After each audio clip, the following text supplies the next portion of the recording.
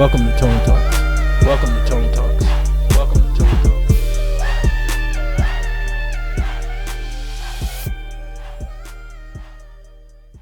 Hey, what's up, y'all? This is Antonio Moore from Tone Talks. I got the wonderful Yvette Carnell on the live.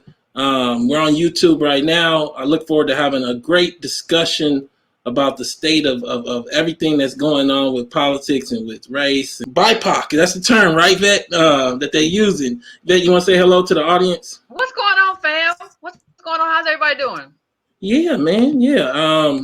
So we're going to have this discussion on StreamYard. You know, what that'll allow me to do is pull up different comments as we go along. I see ADOS Los Angeles. If I look away from the screen, it's because I'm trying to show y'all comments. I'm able to do that now. I want to be able to give everybody a chance to get on screen. Shout out to all of you guys showing support in the chat.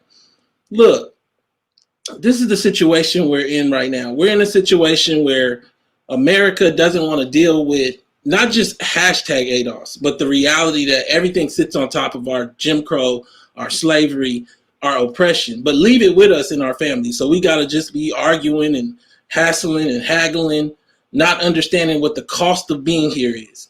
What I think is partially the problem is that before me and Yvette, nobody really framed this. I mean, seems like the basic component of living in America is to frame your ethnic identity, especially in a post-65 immigration America, but nobody really did this, and we just used blackness.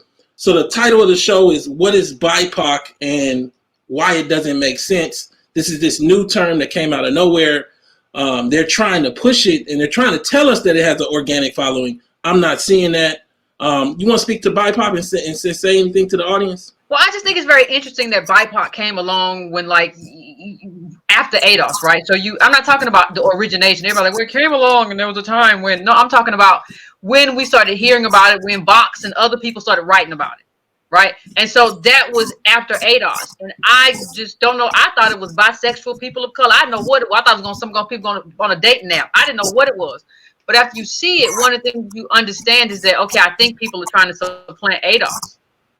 Yeah, I agree. And I don't know what the apparatus is behind it. But before we get into that kind of problem, I just want to say we're on YouTube. Please support both of us on Patreon. You know, Tone Talks is my Patreon. What's yours? Breaking Brown, right? Yvette Carnell. Yvette Carnell's her Patreon. Support our channel. Share these videos. You know, YouTube is you know, not putting them views up there. We need you guys to support. Get your family, get your friends, your community watching this, not just for us, but for the reality that Black America needs this discussion to happen. And so now, as we look at BIPOC, let's be clear on what it is.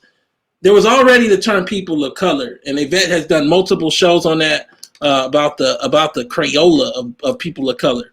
But they came up with this whole idea, and I'll talk about it in a few articles, of adding Black and Indigenous in the front because of the recognition, and it doesn't make any sense because it's already inside of people of color, and people of color didn't make sense.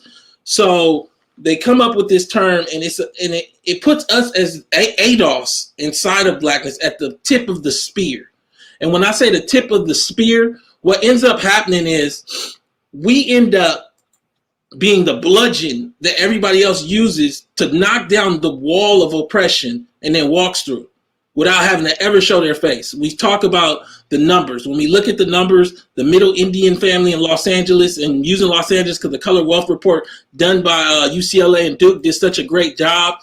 And in that report, what they showed is that essentially the Middle Indian family, talking about East Asian Indian, Kamala Harris Brahmin Indian, is worth $460,000. The middle white family is only worth $355,000. This is assets, less debt. The middle Chinese family is worth $405,000. The middle native Black family, ADOS family, is worth $200 liquid, few $1,000s hard. I need you to understand that's not enough to be here, but also, by what right does that Indian, does that Chinese family, the middle Nigerian family in Los Angeles, worth $160,000, get to fold into the subjugation, the oppression of ADOS, and become some bland concept of BIPOC or POC. By doing that, we as a group concede everything, and they give up nothing and gain so much of our brand, our valuation in America, our debt in America. There is no Black Lives Matter without ADOS. ADOS is at the center, at the top, at the bottom. ADOS is the whole discussion. ADOS is part of the discussion. There is no discussion without the history of slavery and Jim Crow in this country. I think one of the dynamics they're trying to create is as though there's multiple struggles we need to recognize. In addition, the massive level of disrespect, and we'll get into it in a second, of putting us as ADOS people in any group with West Africans and with Indians. And I say that because, and we'll talk about my great-grandfather, the Nigerian slave trader, covered on New Yorker, covered in the BBC. I don't want to be in a group with people who might have traded my family into slavery. I also look at the Indians, and you see massive amounts of slaveholding among the big 5 tribes and even beyond them. To about 15% of their population, Black slaves that they even didn't want to free after Emancipation Proclamation. How do you fold us into that group? The disrespect. Understand what they're saying. They're saying an Indian Cherokee whose family still has wealth from slavery, who benefited from slavery, is inside of BIPOC. But a white Scandinavian that came here in 1920 is outside of BIPOC. It makes no sense. Yvette, you want to speak to that? Yeah, I think, part of the problem is, and you even see it, you see that everybody can't fold into the Native Americans, but the Native Americans might be via indigenousness folded into BIPOC, right? But the key is that they don't fold themselves into anything in order to get their claim. And I think this is a problem. I actually think it's kind of anti-ADOS. I'm very anti-ADOS in the sense of you don't get to just hodge a bunch of people who have melanin together and say, well, y'all all brown, so y'all all. No, we have different struggles, different contributions, different oppression. And really it's not just putting all brown people together. It's letting all brown people shoehorn into our justice claim. So all brown people get to be a part of what we have done, what we have experienced, and what we have suffered by saying Black and brown, people of color. And nobody says, hold on, you just got here. Or you weren't here during Jim Crow, or you don't have any family that goes back to slavery, Reconstruction, because we've allowed ourselves to be folded into this one group, and it's erasure. You can't get reparations that way. Just if you're gonna have this BIPOC stuff, just let it go. There is no reparations. Yeah, and it's not just there is no reparation. There is no ADOS family or ADOS community, because you can't survive here without getting some kind of wealth, because those groups already have wealth, whether they tell you or not. In addition, they're able to do remittances, which we'll get into in a second, where they have a second country. Understand what BIPOC does before we even start framing this with articles. BIPOC gives them a great deal because they not only get to flatten us as ADOS into this BIPOC category, but they also have no pressure by this country, by any culture, to give up their connection to through remittances, which is money sent back, their citizenship in other countries, their language, their culture, so they get to retain their full secondary culture, but leave us with this flat BIPOC as the tip of the sword. This is a death deal for ADOS. I have no understanding of how we got here without anybody pushing back, but ADOS is here to put a gate up, because it makes no sense that a group that built America is supposed to live under America and then be framed as the tip of a spear so other people can live better. That's what BIPOC does, whether they understand it or not. The data is daunting. $100 trillion in white hands. Understand that Black America has 2.6, largely no liquid wealth. And we'll get into the discussion, but as I frame this thing, what you're starting to see is everybody from Cynthia Erivo with Harriet Tubman to this new guy, Ochoa or something like that. He's running around. Well, what's interesting about him, he said in a video, I think he said, I grew up in white culture. So if you grew up in white culture, how are you explaining ADOSness? You're not ADOS because your parents are Nigerian, from what I understand. You Nigerian, you have a doctor for a father, you grew up in white culture, but you were explaining Blackness in terms of ADOSness to white people. Like, no, you don't get to be here and have a conversation. You can do whatever you want to do in terms of your life, whatever life you, but it can't be in terms of race. You got to go do whatever, go just discuss football. and that's it. You don't get to have that life, a white life, and then a Nigerian life that is not tethered at all to the kind of oppression that we've lived through, and then say, I get to speak about race in America. It's offensive. Yeah, and so I'm looking at this thing and I'm seeing the discussion happen, and I don't think we all understand how ignorant it is that black flatness exists.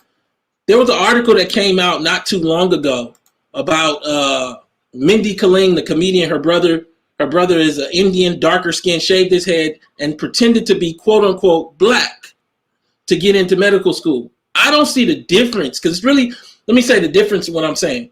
It's really that he pretended to be ADOS. He pretended to have the struggles and the cost of ADOS, and there were programs that were set up to basically assist ADOS who were from slavery and Jim Crow to get into these medical schools, not just for diversity, but for access that was owed to them. He pretended to do that. I don't see the difference between him and this Emmanuel Ochoa guy. I really don't understand how this was never done before us. He is basically co-opting ADOS life to try to pretend to try to create a brand for himself on the backs of ADOS, and then saying it's because he looks like us. So does the Mindy Kaling's brother. Now, I will go further than that, and looking back at BIPOC, and look at this New York Times article that came out. Where did BIPOC come from? The acronym, which stands for Black, Indigenous, and People of Color, is suddenly everywhere. Is it doing its job? I would argue it's not everywhere. When you go to Wikipedia and look up people of color, the link they use to justify it being on Wikipedia is this article. So it brings you to a chicken and egg. Did you just create the energy from this article that you said, actually, meaning you wrote the article before there's anybody talking about it to create people talking about it? Even after you wrote it, people still not talking about it. I say that because where's the Wikipedia, where's the articles before your article that talked about this BIPOC term? In addition, I'll go further. I don't think we understand the level of craze about the term. Let me read this to you, Yvette, and I'm going to come right to you from the New York Times. Black Americans have been called by many names in the U.S. Understand, this is the term BIPOC, and they're talking about Black Americans now. I thought it was a term for everybody, but we talking about Black Americans now because there is no discussion without slavery and Jim Crow. Without the legacy and the lineage, we're talking about 250 years of slavery, 100 years of Jim Crow. If you just came voluntarily in 1980, you don't really have a stake to be making like discussions about how you. I'm not talking about massive mistreatment where you're brutalized. I'm talking about whether you get quality education, quality. No, this stuff comes out of us being locked out. That is the claim. So again, this article is supposed to be about BIPOC, and it's already talking about Black folks in the beginning, meaning ADOS folks. Black Americans have been called by many names in the U.S. African American, Negro, colored, and the unutterable slur that rhymes with vigor. In recent weeks, again, that's childish writing. In recent weeks, as protests against police brutality and racism have flooded streets and social media, another more inclusive term, has been ascribed to the population, BIPOC. I don't know who ascribed BIPOC to Black folks when Black folks ain't heard of BIPOC. The acronym stands for Black, Indigenous, and People of Color. Though it is now ubiquitous in some corners of Twitter and Instagram, it's not. The earliest reference the New York Times could find on social media was a 2013 tweet. I don't know how you guys are writing this article as New York Times on something that literally has no backing. And in addition, it only goes back to 2013. You guys just made up a story, and I don't know who actually pushed for this to be written, but it's a problem. As a phrase, people of color dates back centuries. It was first cited in the Oxford English Dictionary with the British spelling color in 1796. Understand, they're not talking. See, this is the problem with Black Lives Matter and people of color. They're not talking about people of color as in post-65 immigration. We're going to include everybody that's not white. They're talking about something different in this. And is often abbreviated as POC. The other two letters for Black and Indigenous were included in an acronym to account for the erasure, listen to this, of Black people with darker skin and Native American people. This is nonsense. According to Cynthia Frisbee, a professor of strategic communication at the Missouri School of Journalism, the Black and Indigenous was added to kind of make sure that it was inclusive. Again, this is nonsense from a professor as a description because she has nothing to anchor this in. Ms. Frisbee said, I think the major purpose of that was for including voices that hadn't originally been heard, that they wanted to include in the narrative, darker skinned blacks and indigenous people, so that they could make sure that all skin shades are being represented. Yvette, so this thing is really banked out of that. Let me say one more thing and I'm gonna come right to you. Ms. Frisbee said, listen to this, the most significant part of the acronym, meaning BIPOC, was to include indigenous people who were also asking for policing change. So literally, this is created to elevate Indians. I have no idea how ADOS people who have fought tooth and nail and done all the work and never got reservations, been shut out, are being ostracized, being shut down for creating a politics around reparations that we're owed while you guys are elevating BIPOC. And BIPOC doesn't make a lot of sense. Yvette, speak to it. It's a given in this country that if you have a justice claim with America or against America, that is your issue, right? You have to take that issue up with America. That is your fight. You don't get to piggyback, though, on somebody else's fight. So you don't get to piggyback on somebody else's justice claim. So you can't see, if you get people of color, you can piggyback on what we've been through. It doesn't matter whether you're Ecuadorian, Honduran, Mexican, Kenyan, Ethiopian. You get to just latch on to ADOS and say, well, we're all brown and we all get the same things, which means a diminishment of what I get. So I get less and you get more, and your history and lineage and oppression is nothing like mine. It is a form of theft. And I think if you think of it as theft, as lineage theft, it becomes more clear what is being done. We are allowing people to take what is meant for us, even though we haven't even gotten what's meant for us. So it's not even like we got what's meant for us and we had a little left over. I don't even see how that's possible, but let's just have that hypothetical. No, that never happened. So it's not like it's something that we want to do. We have to carve out a space for ourselves and only for ourselves that excludes everyone else. And that's why ADOS has been so controversial. Not because we did anything wrong. We did nothing wrong. But by excluding these other groups and say, you're not us and you don't get the stuff that come for us, it's not good for the Democratic Party, because the Democratic Party just wants to promise everybody else what is due for us, instead of saying you didn't build, telling the truth, saying you didn't build what these people built, you didn't suffer what they suffer, you don't get what they get. That doesn't get you votes.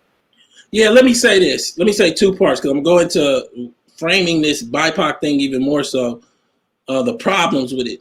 And when I say problems, I'm talking about immense level issues that are showing up. What you see is BIPOC as an acronym allows for us to make this about blacks and whites. The fundamental problem of a post-65 America is they have selectively chosen from different countries many people who might have had the oppressive effects on their populations that white folks did, or played a part in facilitating that oppression for white folks. What do I mean? Igbo, West African, we'll get into the article in a second, the BBC, and talk about my great-grandfather was a Nigerian slave trader and how we haven't asked those very, very clear, necessary questions of, did your family trade slaves? We'll get into the Indians and the ownership of slaves and the use of them to make money, getting the same cotton that white folks got. So when we look at the wealth data, we come back to the color of wealth in Los Angeles. What BIPOC does is it allows for, say, Kamala Harris, who's Brahmin Indian, Brahmin being the top caste in India, all the oppression that comes with that, to decouple herself from that oppression and basically make it about a black-white binary that existed in America. And then when she gets here, couple herself to my mama, who grew up with a poor mama and everything else, versus standing on her own too, and then actually being coupled with white oppression, if that's the case. The same thing goes for the West African. The same thing goes for the Chinese. Chinese worth $405,000. This wealth level comes from oppressing people often. And I think that what's happened now is BIPOC is a great deal for them, but it is an awful deal for ADOS, because ADOS, understand, we don't have any family outside of the country often.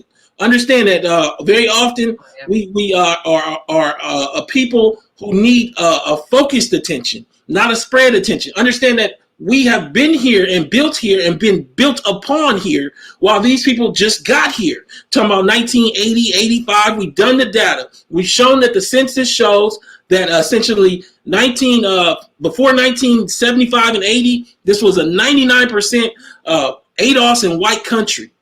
By what right do you get to create a term that erases everything that happened before 80? Think about what I'm saying. So, you know, Yvette's going to be doing the book on Black immigration with Hamilton, I believe. It's going to be next week. Understand, I just want to give you page 88 to give you a tidbit of what we're saying. Understand that most of the Black immigrants, the few that were here in 1940 and 1910, 1920, 1930, 1940, were Caribbeans, and they were nominal. Understand, I'm going to give you from page 88. In 1910, there were 5,000 Caribbeans here. Like, they were in New York, and that's pretty much where they were, just about 5,000. In 1920, there were 15,000. When I say here, I'm saying America, because pretty much they were all in the Caribbean, in New York City. This is the New York City census. There were 15,000. Understand, there are millions of ADOS all through the South. In 1930, there are only 32,000. And in 1940, there are only 36,000. That is the nominal number of Black Caribbeans that voluntarily had come here and actually were here in those periods. So what we have now is a recreation as if there were millions, not only of Caribbeans, but of West Africans, not only of West Africans, but of Indians, not only of Indians, but of Mexicans, not only, and it just didn't happen that way. So as I look at this thing, I start to ask the question, why is our history being erased, and can we survive it? If we don't get no answers, we won't get no solutions. Before I get into the Native Americans and also the Nigerians, just to give some specificity, you wanted to speak to any of that? We have allowed, like, the game we played was just wrong. The Rainbow Coalition game was just a bad game. And so, you know, it's almost as if this BIPOC comes about because of the coalitioning that we did. I guess, you know, I haven't spoken to anybody, but the thought of this is going to lead somewhere good for all people of color. Yeah, but even if it does, that's not the same thing as taking care of our justice claim. So when you think about the immigration levels and you think about what we built in this country, the first thing that you have to understand is that we don't owe anybody anything. So I don't owe you to bring you into my group. No, I have to fight white supremacy in the sense of the institutions that have oppressed us for 400 years and get back what was plundered and taken away. But I don't owe any other group anything. And you almost feel like it's almost, this whole thing is framed in such a way that you feel like a bunch of people from other countries, whether it be Mexico, whether it be I don't even care where it's from, Ecuador. It makes it feel like they came over here and fought for us, right? And so they fought for us, and we got out of slavery. And our payback to them is to get the same benefits that we got. That's the only way this would make sense. It doesn't make sense for us to just be giving away stuff that's supposed to be for us when we can't afford to give away anything, when we're drowning in America and we're saying, hey, take my lifeboat. Yeah, man. And so, like, you know, as I look at this thing, we pulling up the comments. I'm letting people see things, see how the discussion is going. We got almost 1,500 people. We're going to have about 2,500 people live. Hopefully 50,000 people watch this video, because this is a necessary discussion, because just as much as ADOS is necessary, BIPOC got to go. And the reason why I feel at the crux of it is that it is a disrespectful term to ADOS people, period, unlike anyone else that's included. You cannot include me with a group that traded me into slavery. And I need you to figure out, not me to figure out if they did or didn't. You cannot include me, and I'm talking about West Africans at this point. You cannot include me with a group that had 15% of their population, not a few nominal slaves, 15% of their population slaves, meaning that was a large-scale way that they made money for 100 years. And I want to read first this article. We've shared it before from Al Jazeera, how Native Americans adopted slavery from white settlers. Some members of the 5 tribes became owners of enslaved Black women and men themselves as they increasingly adapted Euro-American norms, such as style of dress and governmental structure, beginning in the late 1700s and intensifying in the early 1800s. Members of the 5 tribes used enslaved Black women and men as domestic and agricultural laborers. For example, Chickasaw planters exported an estimated 1,000 bales of cotton in 1830. This cotton was picked and processed by black slaves. Comparatively, in 1826, the whole state of Georgia produced 150,000 bales. In 1866, about 30 years after their removal to Indian Territory from their respective homes in the Southeast, Cherokee Nation citizens owned 2,500 slaves, 15% of their population. Choctaw citizens owned 2,350 slaves, 14% of their population. And Creek citizens owned 1,500 slaves, 10% of their population. Chickasaw citizens owned 1,000 slaves, which amounted to 18% of their population, a proportion equivalent to that of white slave owners in Tennessee, a former neighbor of the Chickasaw Nation in a large slave owner state. So these are just slave owners. I don't know how Indians then aren't put out of this group. Understand that they created the group for Indians. That's what the professor said. But now you're going to put them in this group and separate them from white people when white people is basically supposed to be built upon owning slaves, right? This doesn't make any sense. This is the destruction of BIPOC, what I just read to you. How do you see it before I go into the Nigerian? Would they do the same thing with we haven't decided which West Africans have sold slaves and which haven't. We have allies and we have also people who come from slave traders. We haven't figured that out either. And the thing is, you just want to throw us into a bunch. It is not our job. Let me say this too. It is not our job as the victim to find out. But we know when you know it happened. When you know it happened in West Africa and you know it happened with Native Americans, that means that, first of all, I don't want to be included with anybody because nobody has our claim. But that means that you are in the same category as white people.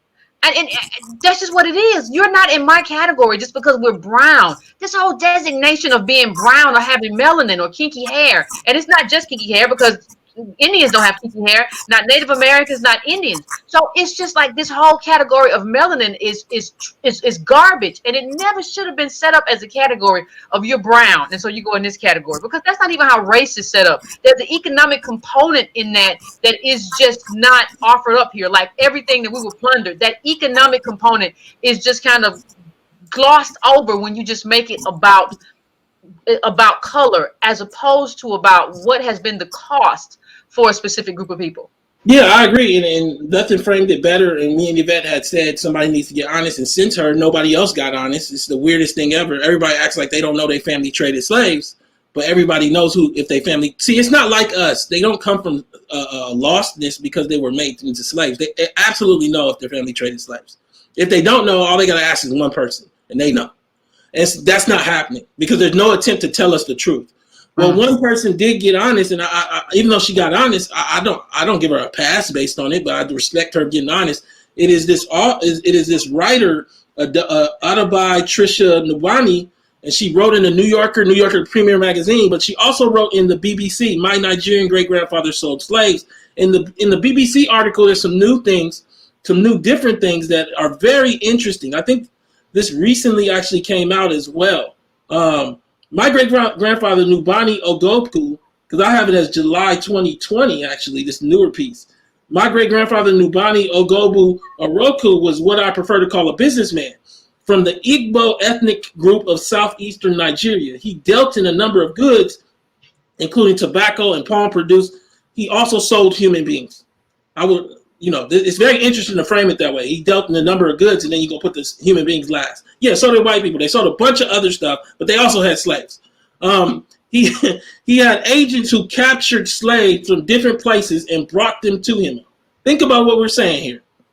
He had agents go out and capture slaves and bring them to him. My father told me.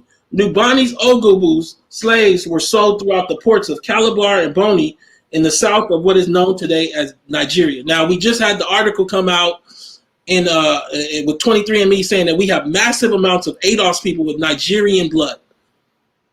I don't understand how this isn't the main sticking point if that now they've decided as a country to immigrate in massive amounts of Nigerian. What is your relationship to me? And now they binded us together, not only in blackness, but inside of BIPOC. And then you have people like Ochoa, without establishing what his role and his family's role in the slave trade is, trafficking on our struggle, selling it back to white people when he didn't live that truth.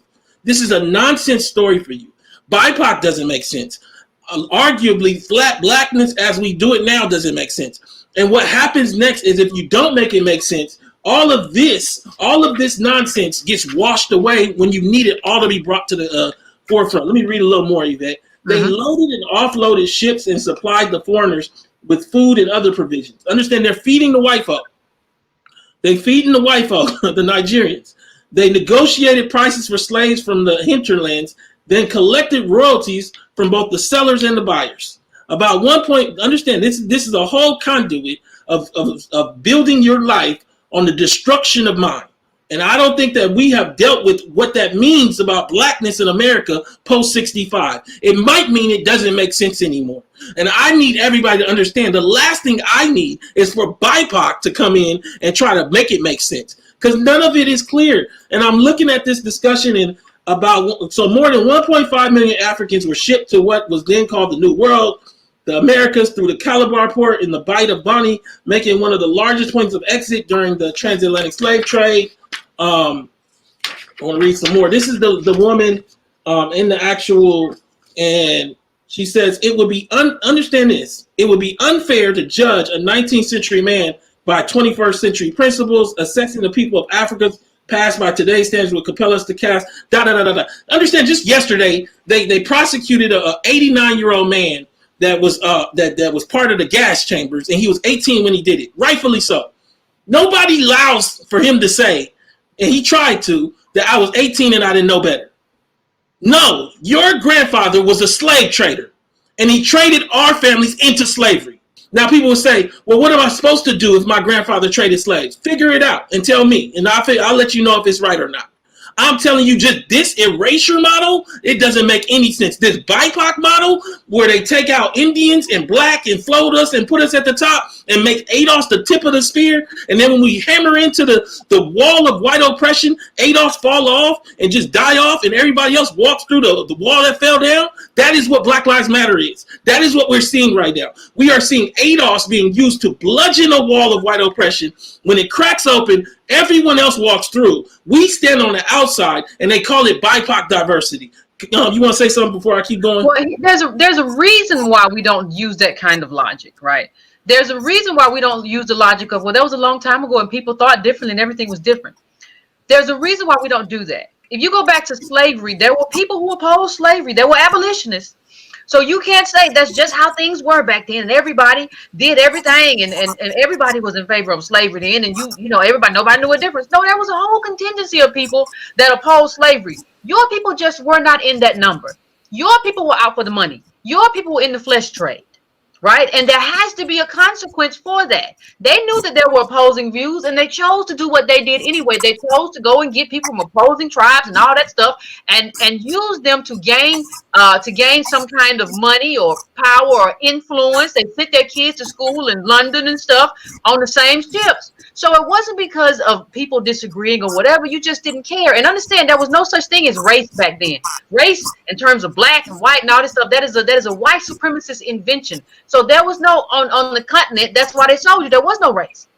Well, there's only lineage now then. Okay, let's do the same thing. If you all didn't do race when you sold us here, let's not do race now. Let's just do lineage and talk about our cost and what we're owed. It's only fair. Now, reading some more about this article, my great-grandfather sold slaves. My Nigerian great-grandfather sold slaves. Igbo slave traders, like my great-grandfather, did not suffer any crisis of social acceptance or legality. They did not suffer any consequence of social acceptance or legality. What that means is that nobody judged them for trading slaves. What that means is that it was not illegal to trade slaves. Understand what we're saying. Trading us into slavery was accepted normally across the country. They did not need any religious or scientific justification for their actions. They were simply living the life into which they were raised. Like when white folks was doing slavery, they actually had to anchor it in Christianity and come up with 3/5 of the human. What she says, we didn't need none of that. We just told y'all. Buying and selling of human beings among the Igbo had been going on long before Europeans arrived. People became slaves as punishment for crimes, payment for debts, or prisoners of war. What she isn't saying is that they transitioned it to just taking people just for anything. As the demand got higher, that's not the reason you became a slave. Igbo slaves served as domestic servants and laborers. They were sometimes also sacrificed in religious ceremonies and buried alive with their master. In the New Yorker, she says her grandfather was buried with 6 slaves that were alive. Understanding how crazy that is, how awful that is. Slavery was so ingrained in the culture that a number of popular Igbo proverbs make reference to it. So now understand the gravity of this with BIPOC and with people of color and with blackness.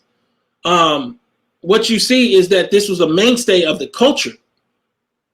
We now have the elite families from that culture here. Do we understand the vastness of this problem that me and Yvette are at the tip of bringing about as a discussion?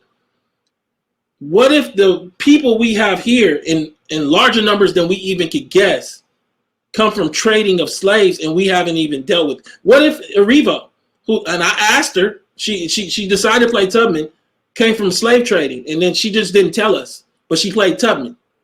What does that mean? And did we even get a Tubman movie? I mean, it already was wrong. It had a black man chasing Harriet Tubman that never existed, trying to catch her and put her back into slavery. I need you to see this because everybody's playing with you. And this article kind of frames how problematic BIPOC is, because BIPOC, it says that we're going to pull out the Indians and put them at the top of people of color. Then we're also going to pull out the blacks and put them at the tip of the spear. But at the same time, understand this, follow me, Vet. What it doesn't do is give blacks anything extra, or ADOS particularly. It doesn't give us any extra benefit in terms of when something comes to BIPOC. When something comes to BIPOC, we the face of fighting the war. We're the Black Lives and Matters. But when it's time to get the benefits, a Chinese family that was quiet will get the same amount, even though they might have came over here from oppression and everything else, oppressing other people. They can be people of color for all the benefits of anything that comes about. What about that deal? Did you see that? Yeah. Yeah, well, it's just a shoehorn. Like, you didn't get any of the oppression, and you ain't got to come outside, right? You ain't got to be a part of a protest. You didn't live the cost. But when it comes time to eat the fruit, the law is set up in such an ignorant way that you get to eat the fruit. And we have never pushed back and said, hey, you don't get to eat this fruit. Like, you have to mark other or white, whichever you want to mark on your applications. You don't get to get the kind of affirmative action that was meant to. That was part of like a reparations, right? It's not the wealth. We need the wealth. The wealth was the plunder. But there were policies to go along with that we were going to use to go along with that and put us up a step. You talking about Lyndon Johnson announcing it at Howard, the hobble chains. It wasn't just meant for diversity. They bastardized affirmative action, and then post 65, what that led to is that basically we as ADOS were shut out of affirmative action. I think that everybody doesn't get like the gravity of how this is going down. They got this whole thing, the BIPOC Project. On the cover, it says, "It is not our differences that divide us. It is our inability to recognize, accept, and celebrate those differences." This is nonsense. I mean, this is just gibberish. You have a country, again, that had 400 years of oppression of a specific group, 250 years of slavery followed by 100 years of Jim Crow. What they're saying is that it's not about that difference, because that's just a difference, having your family go through that and you bear that cost. What they're saying is that it's not about that difference, and I believe that at the same time they're saying you're not owed reparations and you're not owed any recognition of that difference. And I think that one of the things that's starting to happen is we have people, and the people behind this, there's a black woman. It's not clear whether she's ADOS, she's a black queer CIS woman, it says, with extensive management and practice experience in youth work. It doesn't say anything. Her background doesn't have any kind of like, it just doesn't even make sense that she's been put in this position. And it has a Asian immigrant woman, queer CIS woman with extensive experience. Again, we have this word extensive experience. What does that even mean? Facilitating change and transformation at the intersection of personal development. This is gibberish. They don't even have backgrounds to be talking. Let me read this thing from Mike.com. BIPOC, short for Black, Indigenous, and People of Color, highlighting Black and Indigenous people, shows how their specific experiences with white supremacy and over the centuries have formed the bedrock of how White supremacy impacts all people of color around the U.S. This sounds like gibberish, Yvette. What do you think? I don't even know what they. I don't even know. I don't even understand the terms no more. I gave up. I Yeah, don't even understand. No, I thought cis was the opposite of LGBT. I don't even know, and I don't even know why that's part of the conversation. See, you brought sexuality into a conversation that's not a sexuality conversation. Why is that even in your bio? This is about an ADOS conversation, and then everybody else got to build their own thing. See, what we've never done is force everybody else. Look, we have a legacy. We built the country. We have a lineage and a legacy here. You don't have one, and you have to build one. Now, it might take you 400 years too. Get to work. You don't get to come and be part of ours. And I don't care what alphabet soup you try to throw into it. You don't get to become a part of ours because you use all that stuff to try to throw yourself in and make you a minority. I don't know what you cis or cis. I don't know. I don't really care. I just know that we are owed a debt, and we are owed a set of policies that undergird that debt. And you don't get to have access to those. What was that? I don't understand what that stuff was you just read. I don't either. And I don't understand that how they get the right to actually. I mean, it's the wildest thing, because I really want to know also whether the black woman is ADOS at the bare minimum. I still don't think that allows her the right to. She doesn't have a background in data and being a PhD. I don't even know what this is. And I also want to know who's behind BIPOC, because I don't understand how we got to fight tooth and nail for a group that is basically saying that reparations goes to people who came through slavery and Jim Crow, just like the foremost experts in the field. And we gotta fight tooth and nail, and understand the other thing that we're saying we want our oppression recognized, not just the oppression that white people did to us. We want to know if your family sold slaves, because we want to know where to position you. That's not, how is us demanding that of people who had us as slaves? How is it us saying that Indians had 15% slaves xenophobic? None of this is xenophobic. We're the victims.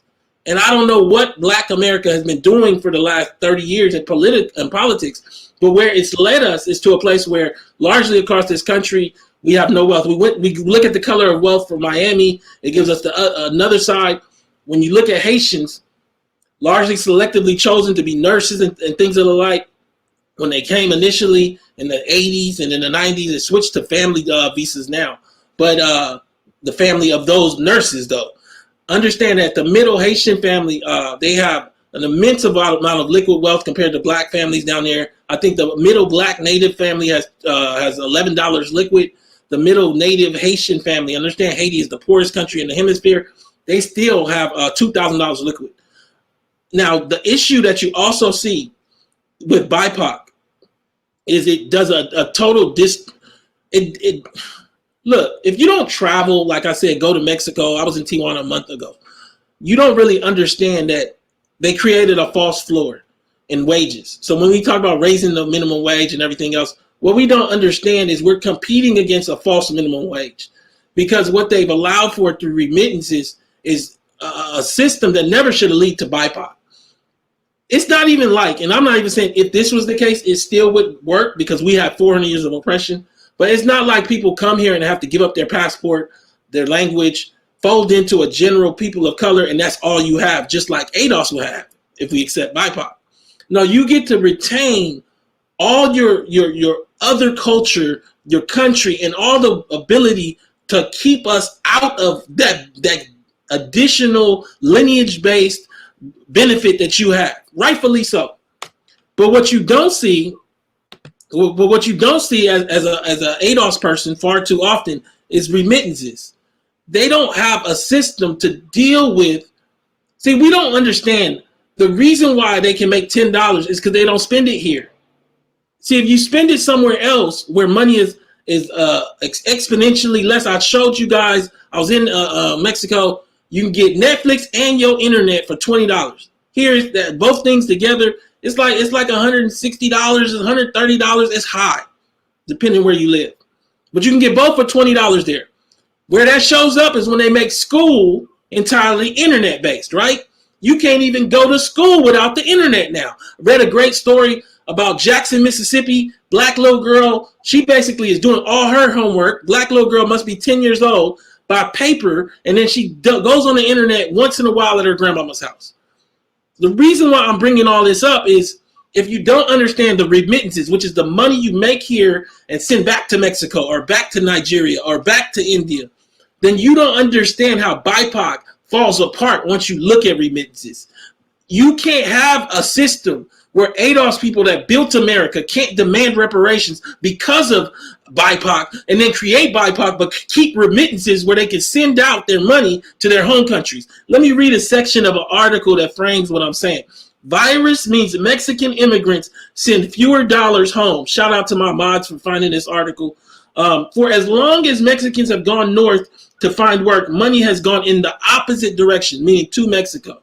These remittances from expatriates working in the United States and other countries have been the lifeblood of places like San Geronimo, a village of nearly 4,000 people in central Mexico. Listen to this. The World Bank and United Nations estimate that remittances in Latin American countries will fall 20% this year, but Mexico appears to be holding on. Mexican migrants sent home a record $4 billion in March after a dip in April. Numbers were strong again in May. Understand this. I showed you guys in the report based on the Q1 Federal Reserve numbers that the entire black race, including black immigrants, has like $350 billion liquid, stocks and cash. The whole race, all we have, all the years we've been here, $350 billion liquid. This is why you look at these numbers. If they're doing $4 billion a month and they have 12 months, that means just in a single year, they're sending home $50 billion. This deal that BIPOC sets up is a great deal for them. It is an awful deal for ADOS. It is a community destroyer for ADOS. The fact that this exists should have ADOS enraged. I need you to understand the critical reality of what I said. They are sending $50 billion home, meaning they have discretionary money out to Mexico, and understand what happens as a result. That money expands because of what I just told you about internet price here versus there. So a black man like George Floyd working in Minneapolis makes $8 a year an hour and spends that $8 in a $200 internet America. While his counterpart, a Latino, makes that same $8 and sends it to Mexico and can basically damn near in 2 hours pay for his whole internet for the month. Follow me. Let's slow it down because I want everybody to understand this in numbers, because if it's numbers, they can see it a little better. Because he don't get them $8 like meaning George Floyd. Let's just say he gets $5 after taxes. How many $5 does it take to pay for $140 in internet and Netflix? How many $5s? That means you gotta work for like 20 hours. I mean, you gotta work a lot of hours. How many $5s is that? That's a lot of $5s. How many $5s does it take to get to $20? 4 $5s. Mm-hmm. So like what you see is that we're working uphill, not only because of slavery and Jim Crow, but because of an entire system that was built for the immigrant population and ostracized and cut us out, and we never stood up against it. You should have to spend the money here. You made it here, spend it here. Do you understand what the minimum wage would be if they had to spend it here? All of a sudden, you wouldn't see you would see a lot more people in the street. I'm saying this because BIPOC deals with none of this. It is a great deal for everyone except ADOS. Everyone from a Indian immigrant, Native American, and when I say Indian, I'm talking about East Asian Indian, Native American, Latino, West African. It is a great deal for all of those people. What it is an awful deal in the most disrespectful way for ADOS. And the problem that ADOS presents for all of the people out there is that ADOS makes everybody have to confront what happens if you pull out that Lego piece of ADOSness from all of this discussion. Because Black Lives Matter is an all lives matter movement. But with ADOS, it becomes a historical movement. I need you to see it. Can we have the discussion? Come on. Somebody just did the math. Somebody said that's 28 hours. So let's slow it all the way down, Vet. What the Latino can do is basically in 4 hours pay for his internet and his Netflix in Mexico. But what George Floyd has to do is work almost 30 hours. I don't see how that works, especially when you're owed reparations on top of it. Talk to me, Vet. Well, yeah, it's just a con. Like, I don't even see why you don't have to like give up. You can't have dual citizenship, or like if you're gonna be a citizen or you're gonna try or push for it, you have to give up everything else. or if you want, there have to be certain rules if you're going to be a guest worker here. In terms of you can't do remittances. I don't even see how we've done it, because when we talk about paying for reparations too, how much of those remittances would pay for that? And don't tell me, well, they have poor people there too. I am always in favor of America not involving themselves in destabilization, but that is not really what we've seen for the most part in Mexico. You saw the factories in Mexico, the car factories, people make good money, live good lives. I don't even know how we've gotten this narrative that everybody there is just so poor and suffering. No, people go back there and start businesses and buy houses in cash, stuff that we can't do here. And you get to have one foot in one door and one foot in the other door, right? You get to make money in America, dollars that spend real big, like you said, and expand in Mexico. We can't do that. So by affording them the right to do that, we haven't just lost jobs. We've lost the ability to build wealth in our own country. Forget about. We know we're old reparations, but even in this generation, we can't do anything because you've allowed them to. You took the whole factory and put it over there, and then they get to come here and work too. It's a great deal. If you understand, BIPOC is the doorway for that deal. People of color is the doorway for that deal. It keeps ADOS people asleep so they don't make the arguments, and then they keep this $200 liquid or $11 liquid. All of it is near zero. While other groups actually look, even when you start dealing with what this deal means is, even when you look at wealth data, wealth data loves to put the Latino line next to the black line. They don't disaggregate ADOS because the ADOS will just be flat. Well, the problem is if the Latinos are spending their money somewhere else, their line shouldn't be on the wealth data. I'm just saying, let's talk about it. Not just because they weren't here for 400 years and that's why they're poor. They voluntarily came here, and then they're poor because they voluntarily came from a developing country. If you spend the money somewhere else, you are flawed for the data. It should just come off the chart. They should almost ask all the people, and if we know, a chunk of them, we can't. It's contaminated data because the money's being spent somewhere else. What does it matter if you're worth $100 or $1,000 here and it's not spent here because the relativity is all thrown apart? ADOS people are spending the money here. The same thing goes for West Africans. You see that same thing. This $150,000 with $70,000 of it being liquid, then sent back to. If you think the numbers are crazy in Mexico, just look at the numbers for Nigeria. Then send that money back to Nigeria and live oppressing other Nigerians and having them as servants and everything like that. I don't know if we all understand because we're looking at color. This all is a horrible deal for us. I need Black America to start looking at this thing and start asking better questions and asking if America is doing us right. I'm going to get into one last section, which really looks, because we've talked about BIPOC. It doesn't make any sense. Indians, it's a disrespect to ADOS that the Indians are placed next to us, given what we know about the numbers of slaves they have. In addition, the Nigerian whole thing is, we talked about that and folding us into blackness.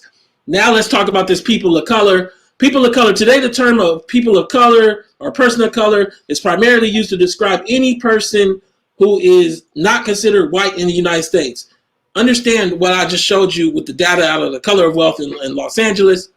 That allows a great hiding place for the Chinese oppressive migrant, the East Asian Indian, Brahmin Indian who does oppression where they're from, to come here and then not have to actually carry the burden of being oppressive.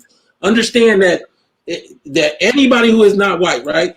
And so during various periods in U.S. history, persons of color included African Americans, Latino Americans, Italian Americans, Asian Americans, Native Americans, Pacific Islanders. Sounds like all lives matter, basically. The term common experience of systemic racism, the term may also be used with other collective categories such as communities of color, men of color, women of color.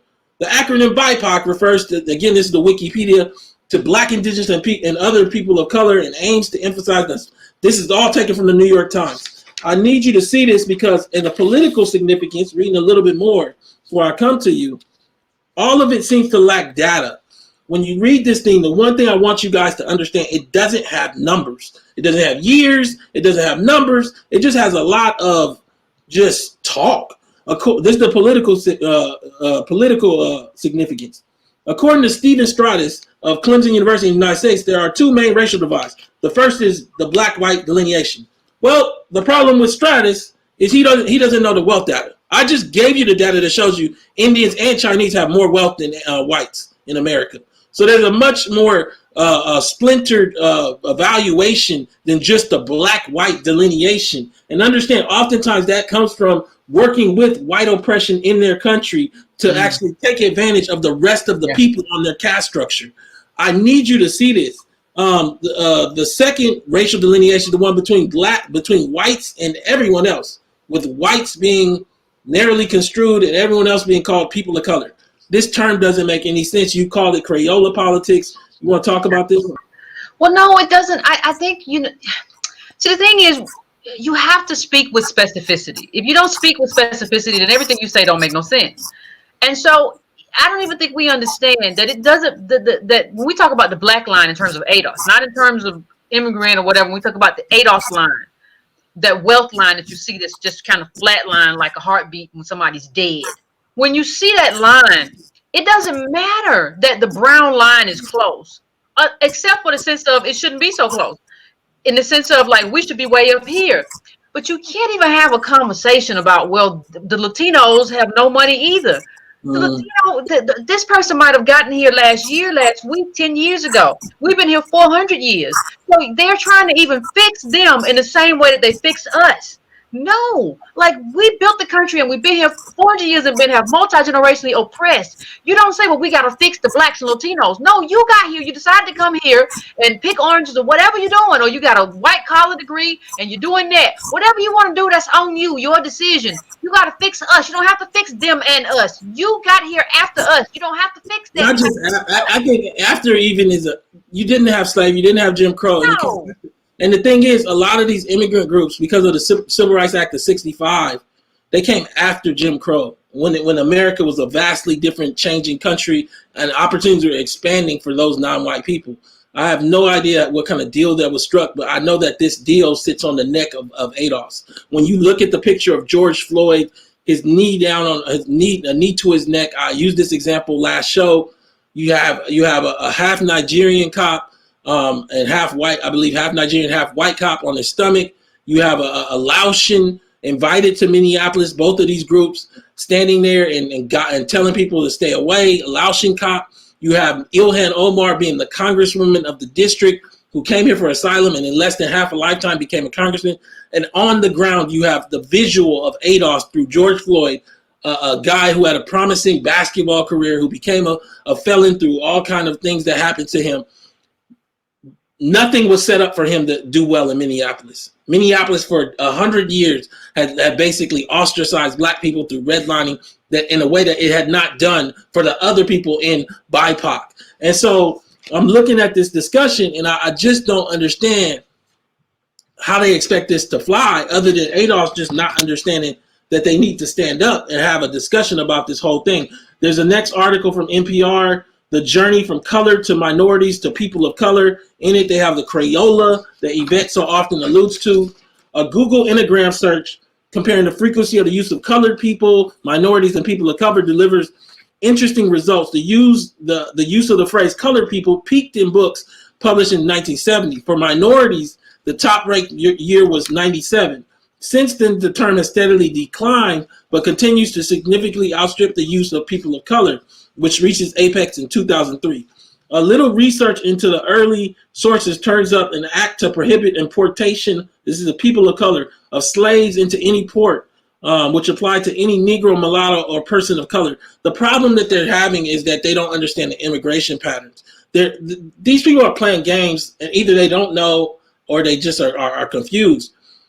Yvette is going to show in the book that basically the only people of color here were ADOS in America back when slavery happened. So what does it matter? Understand that in addition that large chunks of like Hispanics are considered white as we come into the 50s, 60s, and 70s. So they're not people of color. So I don't know how they just flipped over to being people of color, but like now, because there's benefits to be given, because nobody wants to be white because it's not sensational right now. Now I'm gonna be a people of color and repaint myself on this side. But on the census, I'm gonna put myself as white, right? So when I mark the census, I'm gonna still mark white, and I'm gonna be accepted as white and be made white and be accepted into that group after like a generation or so. I'm gonna be accepted as white, but I'm still gonna be able to claim the benefits of ADOS. Yep. And reading some more about this, and you know, I think for a lot of people, this is a hard discussion because this requires them to re-anchor their identity, and maybe it's just time. People who fit this broad category could no longer legally be brought into the country for the purpose of involuntary servitude, but the precise definition of person of color has varied among the states over time. As the Baltimore Afro-American newspaper noted in November 1912, the statutes of Kentucky, Maryland, Mississippi, North Carolina, Tennessee, and Texas assert that a person of color is one who is descended from a Negro to the third generation, inclusive though one ancestor in each generation may have been white. This is entirely about being ADOS. In 1988, New York Times column about the phrase, the late great language maven William Safire pointed out that Martin Luther King Jr. referred to citizens of color. I come back to it, and we're talking about a speech in 1963. Before 1960, the amount of black immigrants in America was to the right of the decimal. Before 1970, you largely have a country that is almost entirely ADOS and white. Dr. King is only talking about ADOS. There are no other people here, not bar few.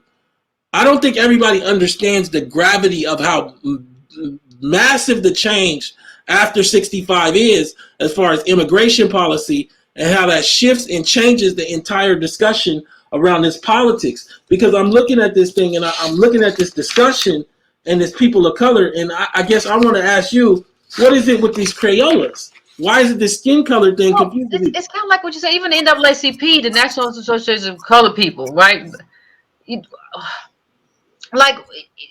But you look at what they fought for, right? So during that time, if you look at black immigrants and the right decimal points, and a few like the people, a few other people, it's not a big bad deal to like try to include them because not a lot of them anyway, and because there's so many of us, when we throw a rock, they throw a rock. So right, they have become immediate allies. So it's a very different kind of construct, and they're coming from. They're no Africans here.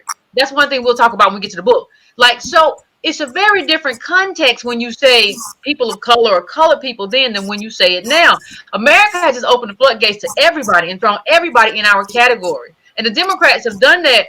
You know, I'm not. You know, we know Republicans aren't on our side, but they're very clear on that. The Democrats have tried to do something and say we're just going to give you part of the ADOS justice claim. That's going to be it. So we're not going to give you anything, or we're not going to require that you build your own claim, and we're not going to give you anything specifically for you. We're just going to give you what was old ADOS, and hopefully you'll vote for us. That's a con. And understand, let's be specific about what you're saying about West Africans, because we love to say black immigrants, and then we start talking about Shirley Chisholm, and you have Joy Reid bringing up Shirley Chisholm. She ain't got nothing to do with no Shirley Chisholm. Guyanese and Congolese. I come back to it, and really West Africans don't show up in America until 15, 20 years after Jim Crow, in any number. Understand that. And they come, and they're selectively chosen based on profession. So if we're talking about West Africans that were able to become doctors, because maybe there's a physician need, we know there's a propensity towards being slave trading, because it's just the reality of what positioned you to be in that higher echelon of freeborn. When we look at the New Yorker article that followed the first one, my great-grandfather, the Nigerian slave trader, it talked about the slavery in Igbo culture in Nigeria, and they're freeborn and then they're slaves. Well, I doubt that a slave got to be able to get the occupation to be able to be selectively chosen to come to America. Nobody has dealt with this thing. And so like here we are, and we've developed this BIPOC color of thing, which is totally disrespectful to ADOS.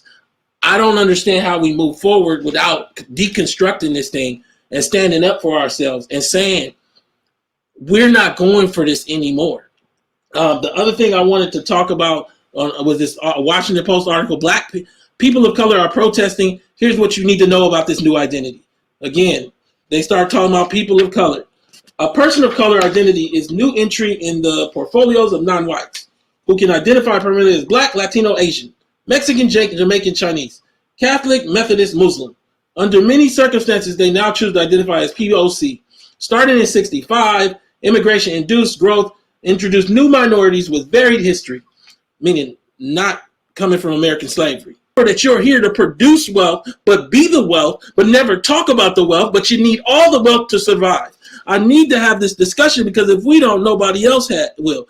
Yvette, I'm going to end on this, and I'm just going to say, if you had to say about BIPOC, you know, because I think it has to go. If we allow this to stay around, what ends up happening is the ADOS, and why do we need to end it? I think the same thing that's been happening to ADOS.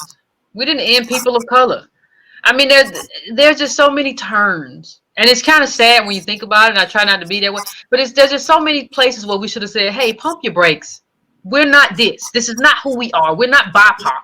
We're not people of color. This is not about melanin or who can get a tan. This is stupid.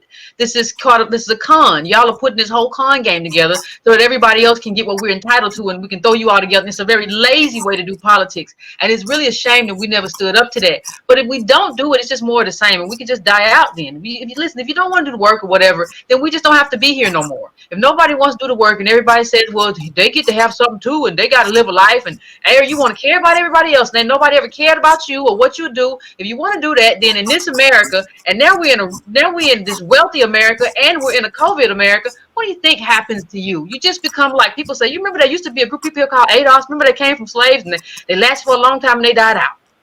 Yeah, yeah, and I have to agree. You know, this whole discussion was such a powerful one, and I think for a lot of people, it's kind of hard for them to understand how quickly this can happen, because you're not going to just die out like physically. You're not going to like shrivel up and die within a year. No, it's going to be a slow economic like catastrophe, and that's going to show up in your relationships, both with your children. I mean, with your children, with your mate, with your parents, and it's also going to show up in your own mental state. What America has done here is awful, and the fact that they're trying to cover it up with BIPOC is even worse. I think that Black folks, ADOS folks, need to understand that this is a critical moment. We need to be demanding for reparations. Myself, Yvette, we just got off a call with the mayor of Louisville and trying to push national, because he's the president of the mayors right now. There's a whole mayor's commission trying to push the dialogue that reparations needs to be a national discussion built around the federal government, not these local areas, giving money back to ADOS families and ADOS families alone to pay for a debt that ADOS families should have been paid for, elevating us to elite status. And if BIPOC does nothing else, it makes sure that we don't get elevated at all. I'll leave it at that. I want to say thank you guys, and thank you, Yvette, for coming on the show. You can catch Yvette Carnell on Breaking Brown on Mondays and Wednesdays at 7:30. You can catch Tone Talks on Fridays, usually in the evenings. I came to you a little earlier today. Thank you so much. Please share this discussion. Go to tonetalks.org to subscribe or donate. Go to breakingbrown.com to subscribe or donate. And let's keep the discussion going, because if we don't have it, no one else will. And I also will say, I want everybody to understand, I commend you guys, because even though HR 40 is severely flawed as a bill, don't let anyone take away the fact that when we started a year and a half ago, that bill had 2 co-sponsors, solely as a result of ADOS and the efforts of you guys in this chat, along with 100,000 other ADOS across this country. HR 40 ends up with over 125 co-sponsors and is a national discussion. There was no one else going to do this. Not Ta-Nehisi Coates, not Nicole Hannah-Jones. No one else created the discussion. It is yours to now make sure you maintain and do the work to make sure that no one co-ops. Thank you.